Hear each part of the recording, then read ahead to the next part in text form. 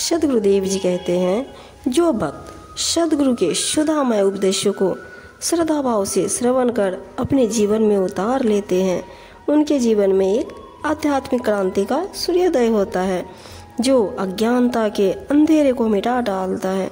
सद्गुरु के उपदेशों के प्रभाव से उनकी सारी मलिनता नष्ट हो जाती है।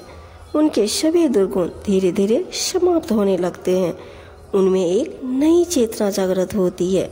सद्गुरु अपने भक्तों को पग पर संभल कर चलने का निर्देश देते हैं।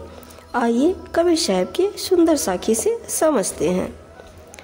देखे हो जाएगी कौन कहेगा दे, निश्चय कर उपकार ही जीवन का फल ये।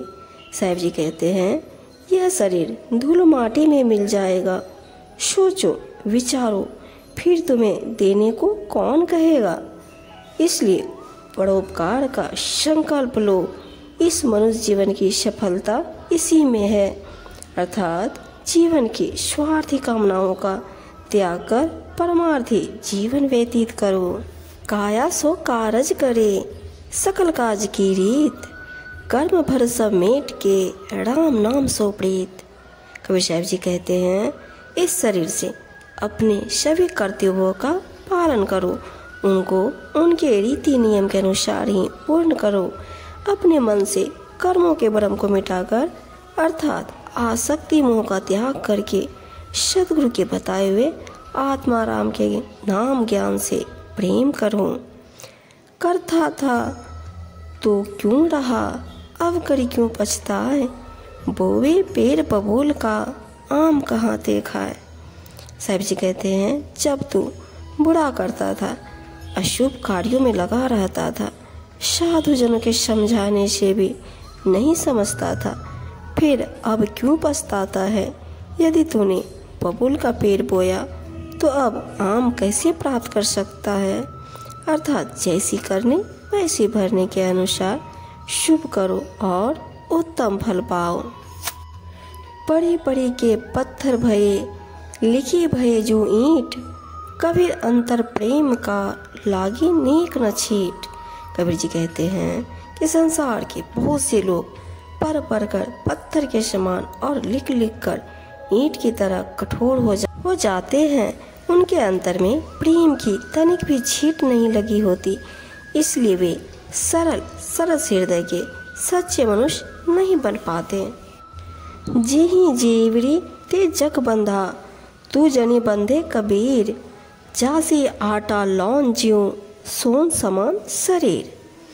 जिज्ञासु भक्त को समझाते हुए कबीर साहब जी कहते हैं कि जिस मोह तथा भ्रम की रस्सी से संसार के अज्ञानी जीव बंधे हुए हैं, उसमें तू मत बंध। जैसे नमक के बिना आटा स्वादहीन रह जाता है, वैसे ही स्वर्ण समान तुम्हारा यह शरीर बिना सत्संग भजन के व्यर्थ जा रहा है। हाड़ बड़ा हरि भजन करी, द्रव्य बड़ा कछु दे, अकल बड़ी उपकार करी, जीवन का फल ये। कबीर साहब जी कहते हैं, यदि शरीर और मन पूरी तरह स्वस्थ है तो अंतर्यामी परमात्मा का भजन सुमिरन करना चाहिए। यदि पास में धन संपत्ति है तो इससे भूखे तथा दीन जनों की सेवा करनी चाहिए। यदि उत्तम सत्य ज्ञान है तो अज्ञानी जनों को सत्मार्ग पर लाने का उपकार करना चाहिए। यही मनुष्य का जीवन का फल है। हस्ती चढ़िए ज्ञान का सहज दुलीचा ढार, श्वान रूप संसार है भूकंदे झकमार। अपने सहज स्वरूप की स्थिति का कालीन डालकर ज्ञान के हाथी पर सवार होकर विचरण करो। इसकी चिंता न करो कि कौन क्या कहता है।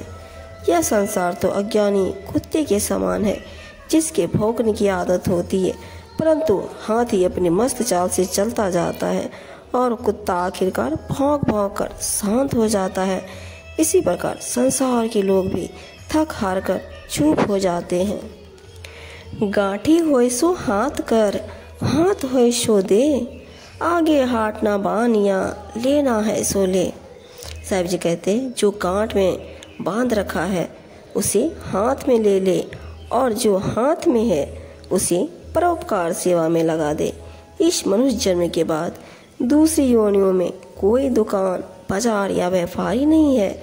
जो भी कुछ लेना है वह यहीं पर ले ले, अर्थात इसी जन्म में सत्संग, ज्ञान और प्रवचन आदि का लाभ उठा लें। आवत गाड़ी एक है, उल्टत होए अनेक, कहे कबीर नहीं उलटिए वही एक के एक। साहिब जी कहते हैं, जब कोई किसी को गाली देता है तो आते हुए गाली एक होती है, परंतु उसके प्रत्युत्तर में जब दूसरा भी गाली देता है तो वह एक की अनेक हो जाती है। कबीर जी कहते हैं कि आते हुए उस गाली को मत उल्टो, अर्थात उसे शांत संयम भाव से सहन कर जाओ, फिर वह एक ही रहेगी और विवाद भी समाप्त हो जाएगी।